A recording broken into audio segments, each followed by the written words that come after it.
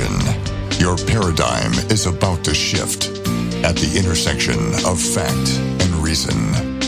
You're entering Kingston Country. I'm Dan Kingston, and you're listening to the Dan Kingston Podcast. Fascism on the rise. The Center for American Progress is proposing a massive surveillance apparatus in response to COVID-19, something Orwellian, right out of 1984, dystopian, horrible, 1970s cult classic movies type stuff.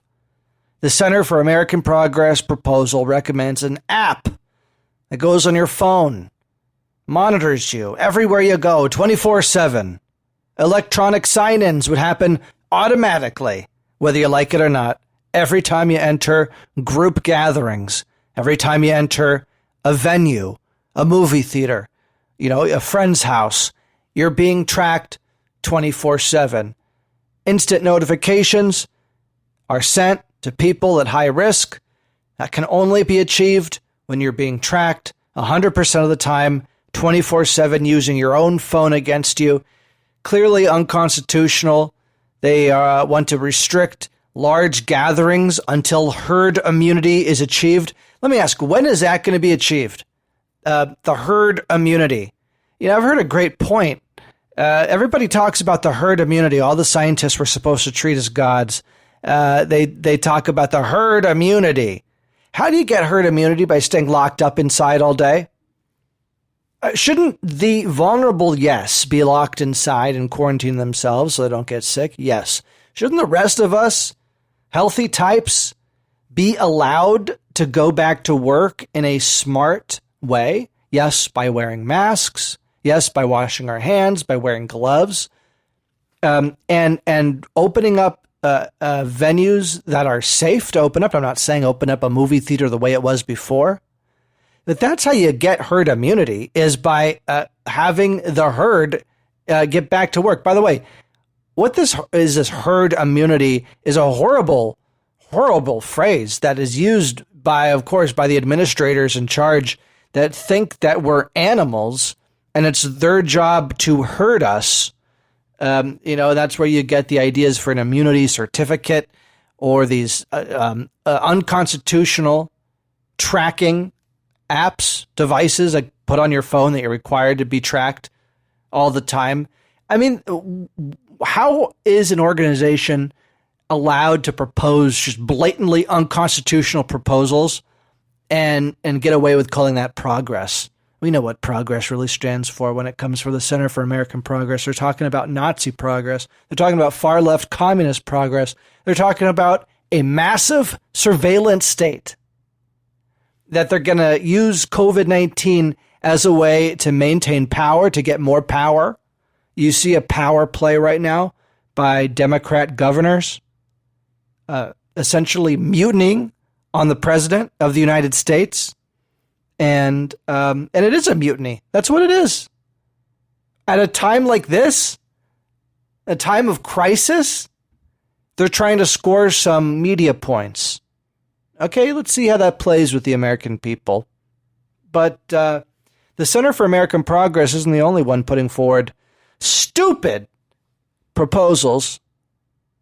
You also got the geniuses over at Harvard recommending us to stay sheltered in place intermittently until 2022.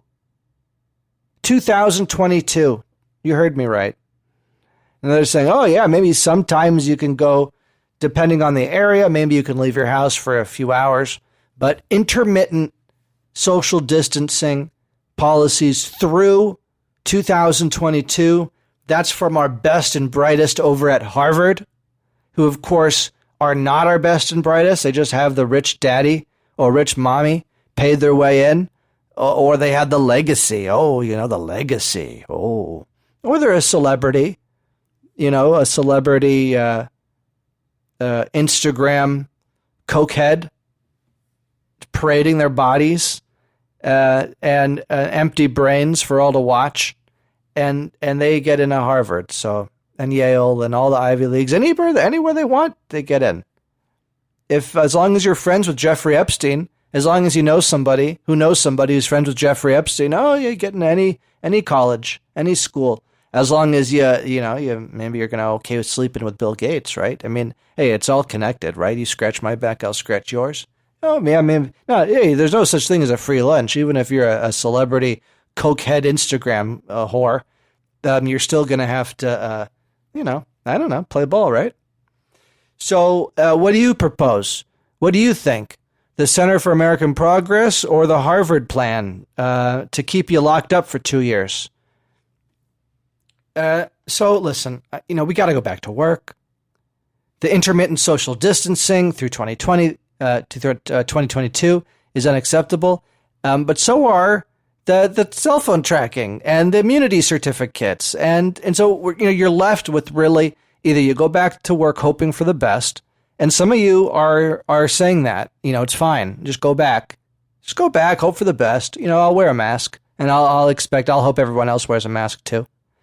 Okay, you could hope for the best. Or you got to listen to Paul Romer. He's an economist, Nobel Prize winning, even though that means nothing. But he's from NYU. He's always on the front lines of this thing. He's saying that we need to develop a massive testing capability. I know you're saying we have the tests. No. Massive testing. Everyone, not once, not twice. You test every American ongoing. Every month, every 2 weeks, you test them. Every American. Apparently, it's going to equate to, I'm not a math genius. It's like 150 million tests or so every week, okay? And it's being called technologically impossible. It's being called infeasible. Yeah, maybe it's infeasible, but it's not technologically impossible. Yes, Herculean, but not impossible.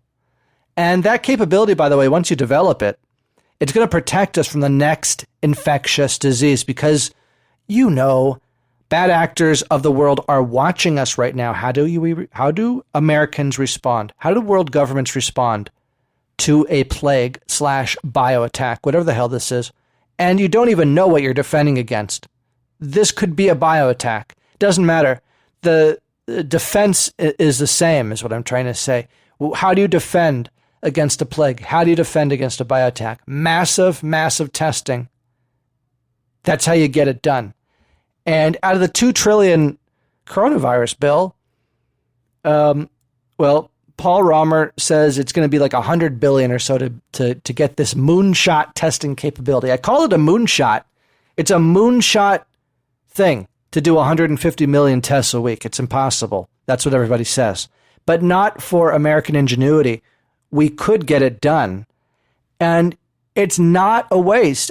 Maybe you're saying it's a waste, Dan. It's a waste of resources. I don't need a test. I feel fine. It's not a waste of resources if it convinces the far left governors to allow you back to work, because otherwise they're listening to the Harvard quacks. They're listening to the Center for American Progress quacks. The big fight is going to be over individual liberties. It's going to be over the Constitution. That's the big fight that's coming right now. And people are going to have to pick sides, because this idea that we can all wear masks and go back to work, I was hoping for that. Many people were. But it looks like we're being held hostage, not just by coronavirus, but by far left governors that are power drunk. Either that or they're too cowardly to allow us to go back to work. They're afraid of what might happen. And even if they do agree to allow us to go back to work, it's going to be like this Harvard proposal. Well, it's intermittent. As soon as somebody gets sick, you get locked up again. You get furloughed again. You get laid off again, and we just repeat the whole damn thing over again for another 2 years. Over 2 years. Unacceptable. I don't accept it. And I hope you don't either. And so I'm skipping ahead. I'm skipping ahead a few steps. Is that okay? The mainstream media, they're behind the narrative. The future narrative is about massive, massive testing. That's what has to get done. And if that doesn't get done, and everyone's going to say it can't get done, you can't do it, because what they want is you to stay inside. What they want is to erode our constitutional liberties, for us to forget we have a constitution, for us to forget that we have individual liberties, because we're fighting against something so much bigger even than the deep state or than China itself. We're fighting against another ideology, a communist ideology, this idea that the group, that the whole, is more important than the individual. Maybe you've heard of collectivism. I think that's what they call it. The idea that the herd, whatever is best for the herd, is best for you. Well, that's not the American way. And somewhere along the line, or the way, the American institutions, some of our institutions like Harvard, the Center for American Progress, if you can even call that an institution, maybe a satanic cult that's controlled by communists. I don't really know. But they're suggesting large-scale surveillance. Everybody downloads an app and it tracks us 24/7 everywhere we go. And that's not unconstitutional. That's not evil. I'm being too hard on these people. I don't think so. Or Harvard, they want to lock us up for 2 years, over 2 years, and that's acceptable to you. The shelter-in-place orders, by and large, it's kind of like great for wealthy people. Look, this is hurting poor people more. You have to understand that in every way. Why? Because poor people live more densely packed areas. So shelter in place, they're more likely to get sick. And that's what you have. You have COVID-19 is impacting people that live in densely packed areas. That's why New York is so hard hit, because of the metro or the mass transit. The poor people go back and they live in their tightly confined areas. Many, many people sharing a single bathroom. Immigrants, lots of them, right? That's not a surprise why it's spreading in the places it's spreading. It's not a surprise. It's also cruel, some of these shelter-in-place orders, confining people to these quarters, small quarters, who are not sick, but then who are going to be forced to come in contact with people who are sick, when maybe they would be spending time outdoors, they would be going to different places, they wouldn't be confined to their small, densely packed area with other sick people. This is hurting so many and unintended consequences, so many different ways, the loneliness, the suicide, all of that. And if you're feeling that way, call somebody, reach out, get someone to talk to, and just hear me when I say this. It gets better. This too shall pass. We're going to beat this. I believe we're going to have massive testing capability. I believe that the president is going to come to the same conclusions I'm coming to. All of this looks bad. The only way to get out of this is a Herculean moonshot effort. We all come together as Americans, truly, not just in lip service, but in actual action, to develop a massive testing capability that will protect us from not just this national lockdown from going on indefinitely, but from any other future lockdown as a result of a plague or bioattack. If we have this testing capability, these national lockdowns, well, they're going to be a thing of the past. Kingston Country. You've been listening to the Dan Kingston Podcast.